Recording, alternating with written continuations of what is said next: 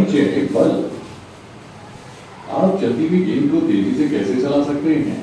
उसे धक्का देने या लात मारने से। हॉकी खिलाड़ी चलती हुई गेंद की दिशा कैसे बदलता है? हॉकी की छड़ी से धक्का देकर। हम फूले हुए गुब्बारे का आकार कैसे बदल सकते हैं? गुब्बारे के किनारों को दबाने पर। तो हम ये अनुमान लगा सकते हैं कि किसी भी वस्तु को तेजी से आगे बढ़ाने के लिए या किसी वस्तु की दिशा में बदलाव लाने के लिए वस्तु को धक्का देना या खींचना आवश्यक है। विज्ञान में किसी वस्तु पर लगाया गया धक्का या खिंचाव बल कहलाता है। हम कह सकते हैं कि वस्तु को प्रदान की गई गति वस्तु पर लगाए गए बल की क्रिया के कारण थी, और इससे वस्तु की गति या उसकी दिशा या उसके आकार में परिवर्तन आ सकता है।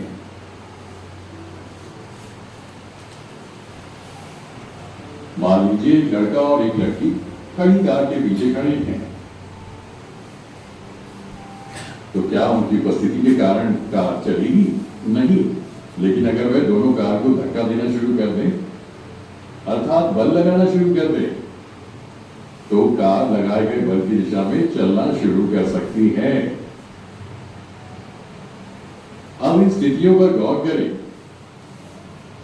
या दोनों लड़के एक दूसरे को धक्का देते नजर आए, दोनों लड़कियां एक दूसरे को खींचती नजर आए, घोड़ा और आदमी एक दूसरे को खींचने की कोशिश करते नजर आए, तो हम देखते हैं कि किसी बल को क्रियान्वित करने के लिए कम से कम दो वस्तुओं को परस्पर क्रिया करनी चाहिए। जब किसी वस्तु पर एक ही दिशा में बल लगाए जाते हैं तो वे मुड़ जाते हैं, और यदि दो बल किसी वस्तु पर विपरीत दिशा में कार्य करते हैं तो वस्तु पर लगने वाला शुद्ध बल दो बलों के बीच का अंतर होता है, और यह शुद्ध बल वस्तु में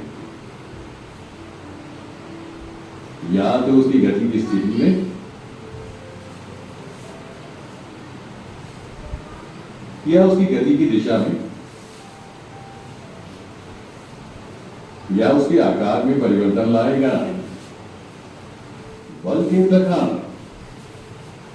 हम जानते हैं कि किसी वस्तु पर लगने वाला धक्का या खिंचाव बल कहलाता है। किसी वस्तु को क्रियान्वित करने के लिए कम से कम दो वस्तुओं का परस्पर क्रिया करना आवश्यक है। संपर्क बल दो वस्तुओं के बीच एक बल है जब वे एक दूसरे के संपर्क में आते हैं। कभी कभी कोई वस्तु एक दूसरे के भौतिक संपर्क में आए बिना ही दूसरी वस्तु पर बल लगाती है। इस प्रकार के बल को असंपर्क बल कहा जाता है। तो एक असंपर्क बल दो वस्तुओं के बीच एक बल है जब वस्तुएं एक दूसरे के सीधे संपर्क में नहीं होती।